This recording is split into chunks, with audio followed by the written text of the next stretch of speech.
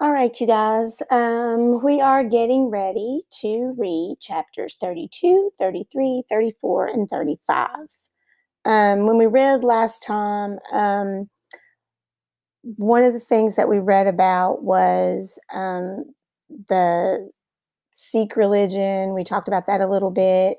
I wanted to show you what that turban looked like that um, they were talking about. And I told you the Sikh religion is similar to the Hindu religion. I don't know a whole lot about it, but you can look it up if you want to know more about it.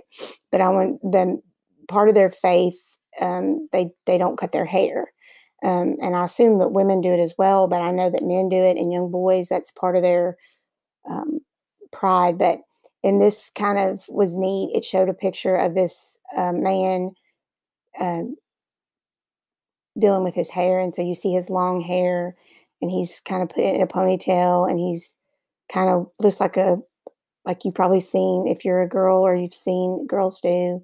He's kind of twisting it up. He's twisting it up, but he's doing it in a real tight bun, and then he's wrapping it up on top of his head, and then he's wrapping the turban around it. And you've probably seen people with a turban on.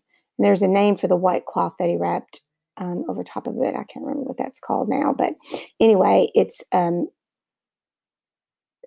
the Sikhs in the Sikh religion. You'll see them wear the turban. So I wanted to show you that because Muthu talked about that a little bit. All right, in chapter 32, it's called The Price of Freedom. If you remember last time we read, um, you remember that Ruku was sick and she had a little bit of fever, and also Muthu. So the decision was made that Arul and Viji would go and try to find recyclables, and those two would stay and rest. And they met up with Kumar and his gang, and they asked about Shredder, and we learned that Shredder had passed away, and they said that Shredder had gotten sick and had started vomiting and different things. And they said even though he was selfish and kind of was a harsh, mean fella, he still didn't deserve to die that young. And they kind of buddied up and helped each other and went to work to try and find some bottles and tin that would get him some good money. And we also learned that the new Waysmart man that they found is not as generous. Even though the other one was creepy, he was still good about paying them. But this guy, I guess, of course, he doesn't know about VG and Ruku. Doesn't know about the girls, but he's also stingy, and they could do that. They get away. See, there's no laws or rules, so they pay whatever they want to pay, and the kids are kind of at their mercy. And also remember the rich lady when they went to the rich lady's house again to try and find the any kind of help. She made a comment that kind of struck VG and made her a little bit proud. She said, you know, if you guys weren't around, you rag pickers weren't around, um, you guys help our environment. You help with recycling. So VG hadn't thought about that before. So that was kind of a positive. Chapter 32 is called The Price of Freedom. Thunder boomed. Purple rain clouds burst over us like rotting grapes. There's a good simile, you guys, like rotting grapes. You'd better see how Ruku and Muthu are doing, Arul said. I'll sell what we found. Sheets of rain blinded me as I hurried to the graveyard. And there's a metaphor. Sheets of rain. Rain aren't in sheets.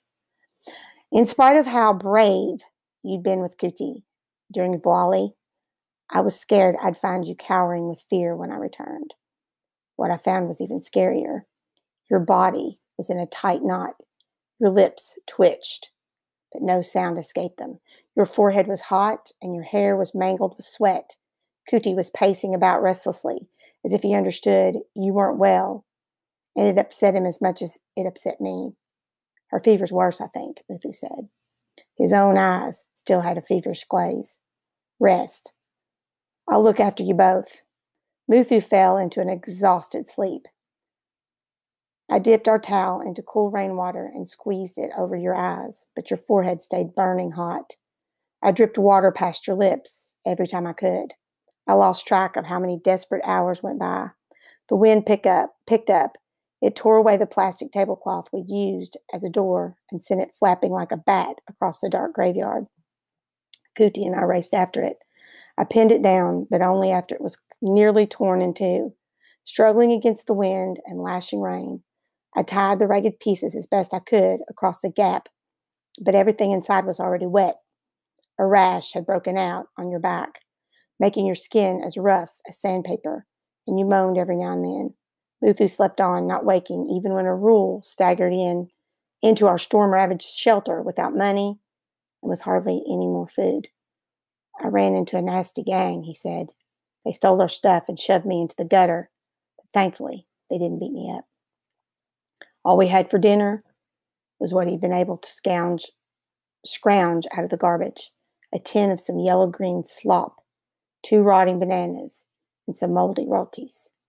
But hunger was clawing so fiercely at my stomach that I shut my eyes, scooped up a handful of the swill, and stuck it in my mouth. Let's save the fruit for Ruku and Muthu, Arul suggested. I scraped off the green fuzz growing on the roti.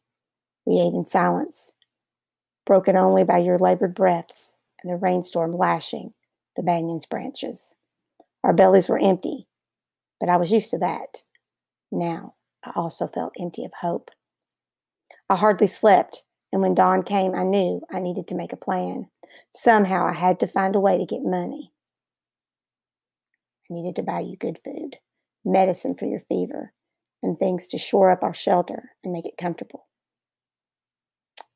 A thought entered my mind as I stroked Cookie. I pushed it away, but it returned.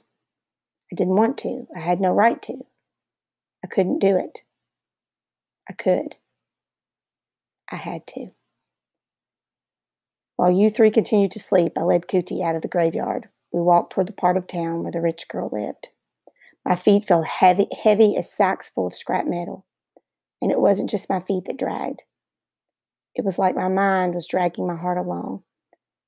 And it was the rest of my body didn't want to come. When I reached the gate with Goddess Lakshmi's name on it, I knelt on the wet sidewalk and hugged Cootie close. Cootie, I have to help my sister and Muthu. This is the only way. Do you understand? He stared straight into my eyes. His tail didn't wag. I'm sorry, Cootie. I'm really, really sorry. I'm not sure how long I clung to him, rubbing my forehead against his rain-plastered neck and breathing the scent of his wet fur. He nudged me with his warm nose like he wanted to comfort me, but it only made me hurt worse. Somehow, I forced myself to clang on the gate. The gardener opened it. You again? What do you want? I'm here to sell our dog, I said. Can't wake them at the crack of dawn, he grumbled. But I pushed past him, strode down the drive, and rapped hard on the front door.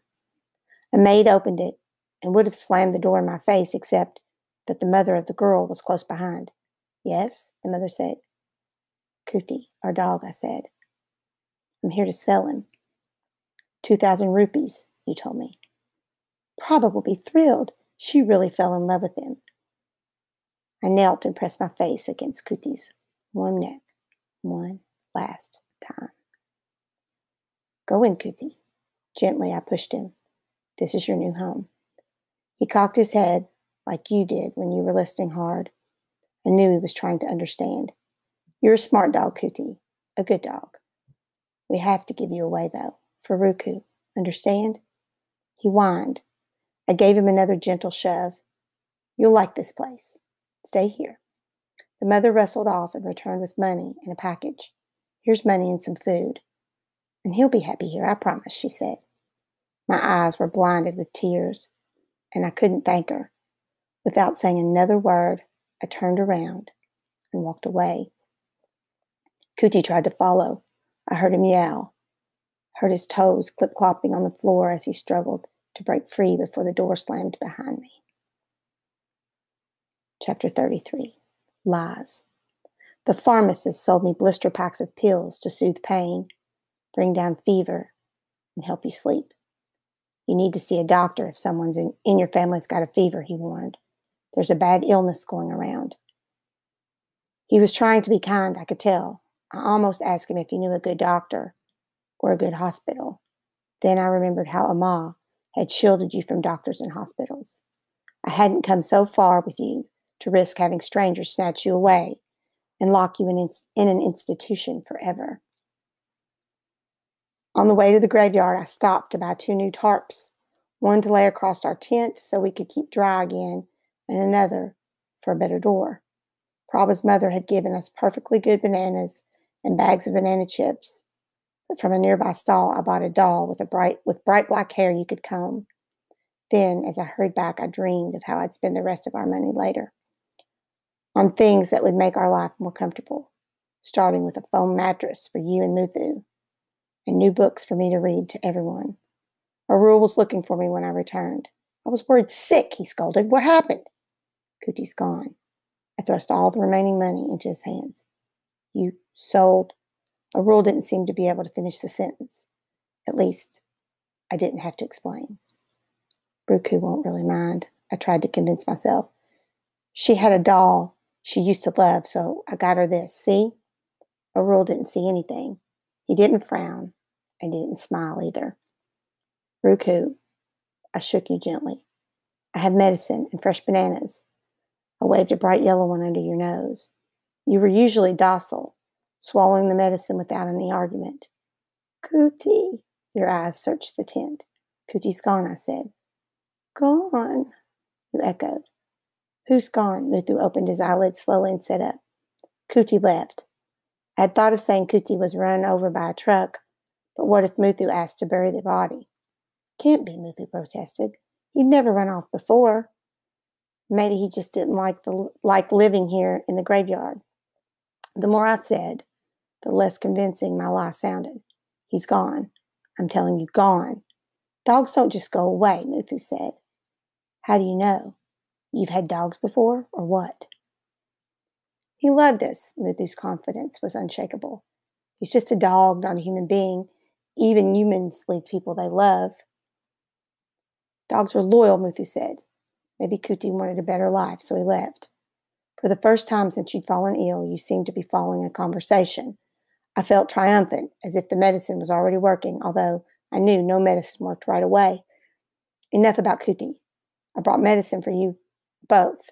Ruku's had hers, now you. Thanks, Akka, Muthu whispered. My head hurts, and my joints, and my bones, and even behind my eyes, I'm hurting all over. You'll be better tomorrow, Arul said, once the medicine starts working.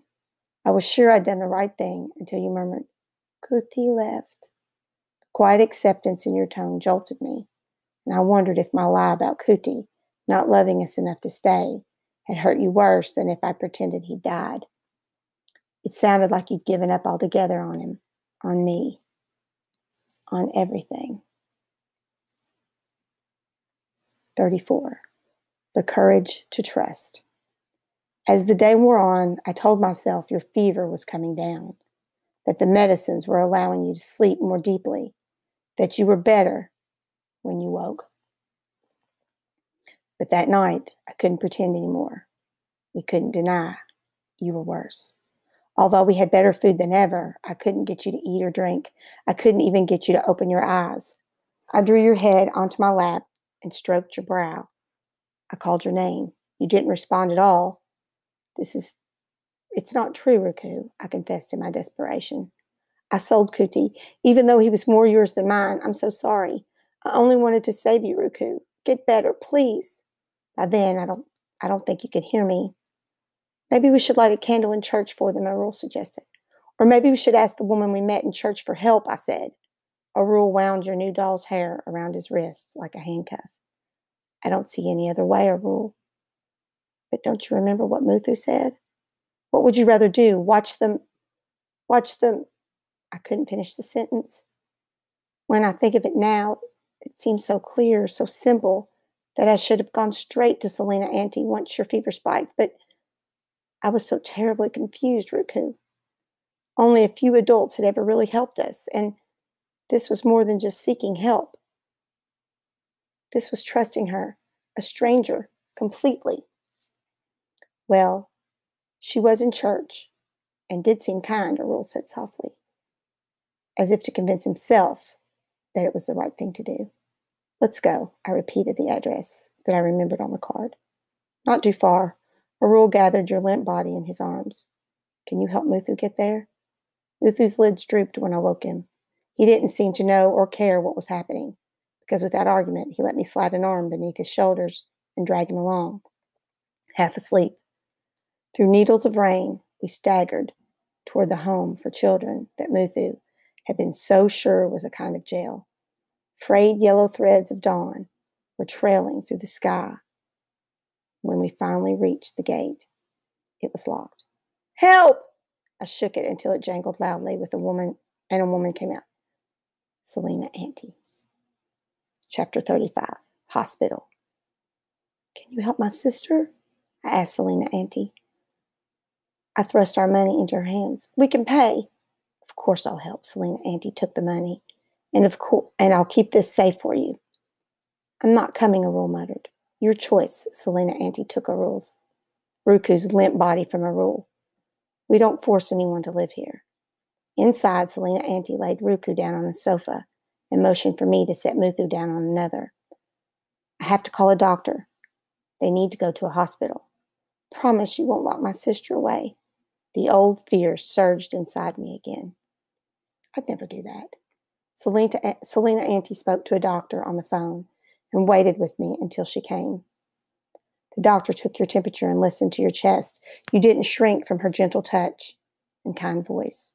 She examined Muthu next, but I only had eyes for you.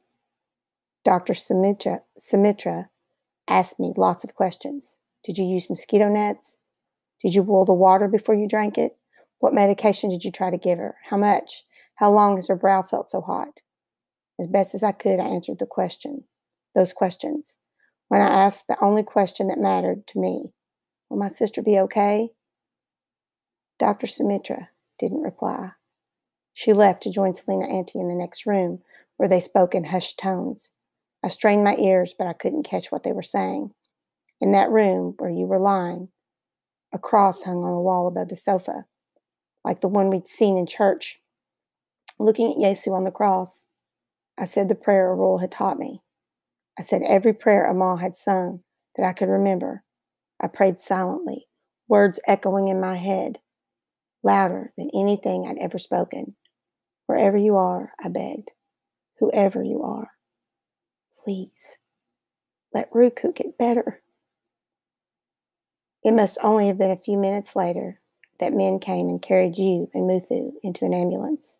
Selena Auntie and I got in. You were both in such a stupor that neither the flashing lights nor the sirens seemed to upset you. The men carried the two of you into a hospital, silent as a shadow. I followed Selena Auntie while she talked to people and filled out forms, and the men wheeled you both out of sight. A strangely familiar scent rose from the floor. After all those days of having my nose filled with the sense of rubbish, it took me time to recognize the burning scent of the acrid liquid Amal used to clean our bathroom every once in a while. Auntie Selena tried to explain. Dr. Sumitra thinks they may have dengue fever. It's carried by mosquitoes. They'll get better, right? I hope so, VG. Most people do, but her eyes got shiny like she was about to cry. She clutched my hand until a nurse came and led us through the hospital to peek into the overcrowded ward where you were. You and Muthu lay in beds near one another. You were each hooked up to a contraption that dripped medicine and food water into your veins. Selena Auntie explained. They'll be well looked after, she promised. She didn't promise you'd get better. I wanted to stay with you, but Selena Auntie insisted the best thing I could do was to try to get some sleep and make sure I didn't fall ill too. Back at the home, she asked questions about us. We'd always looked out for each other, I said. I told her how you'd earned money with your beadwork, how well you could work with your hands, how most of our teachers and even Amal thought you couldn't do much of anything. At that, she frowned. Too often, we expect too little, she said. Ruku was more careful about what she ate than we were. She never waded through trash like we did, I said. It's not fair she fell ill. Life isn't fair, Selena Auntie sighed. There are too many children like you without a home, and children shouldn't have to work. I'm just glad I can help you a little now. Thank you for trusting me, VG. If only I had trusted Selena Auntie sooner. You and Muthu might have been playing in the sunshine, celebrating the end of the rainy season, instead of lying in hospital beds. That night, Selena Auntie asked if I wanted to call anyone on the phone or write anyone a letter. I wrote to Amal, but I didn't tell Selena Auntie whom I was writing to.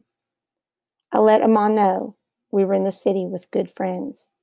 I asked her if she was all right, said I would earn and send her money. I didn't tell her how sick you were. I didn't want to believe it.